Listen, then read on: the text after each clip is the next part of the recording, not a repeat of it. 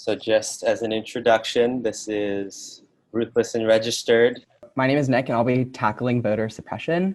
And so, just to clarify some terms, so voter suppression, is any type of barrier, regardless of intention, that prevents people from voting on election day. And one specific voter suppression issue that I focused on was voter identification laws, which are currently used in around 36 states. And as a result of these laws, requiring some form of government issued ID, they're significantly this disproportionately affects marginalized communities who on numerous occasions don't have access to a government issued ID for whatever reasons.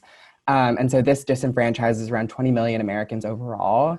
And in, having these laws, we can see, at least in a 2014 GAO report, that photo ID laws for voting reduced voter turnout by like 2 to 3%, which is around 10,000 voters in a single state. So kind of just giving more context of the issue at hand in terms of voter ID laws. Next slide.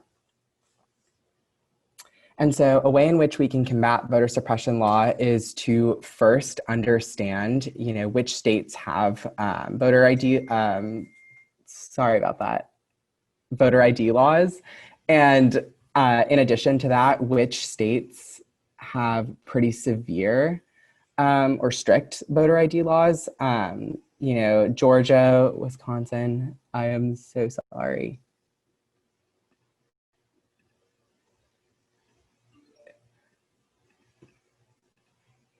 Okay.